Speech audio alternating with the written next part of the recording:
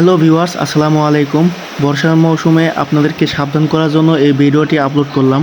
আপনারা সকলে জানেন বর্ষার মৌসুমে সাপের আনাগোনা একটু বেশি হয়। আমি এখন আছি আমাদের গ্রামের একটি দাদির বাড়িতে। এই বাড়িতে এই ঘরের ভিতরে একটি বড় সাপ ঢুকেছে। এই সাপটি মারার জন্য আসছি।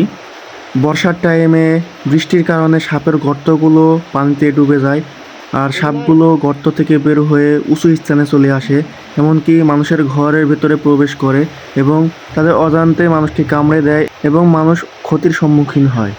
তাই আপনারা সকলে সাবধান হয়ে থাকবেন। বিশেষ করে যাদের মাটির বাড়ি অর্থাৎ একতলা বিশিষ্ট বাড়ি, তারা একটু বেশি সাবধানতা অবলম্বন করবেন।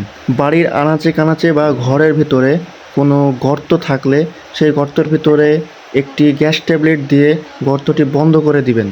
এই বলে আমার ভিডিওটি শেষ করছি। সবাই সুস্থ থাকবেন, ভালো থাকবেন।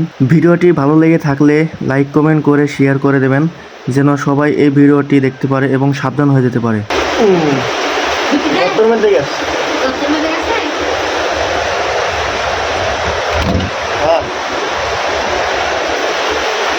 গর্তের মধ্যে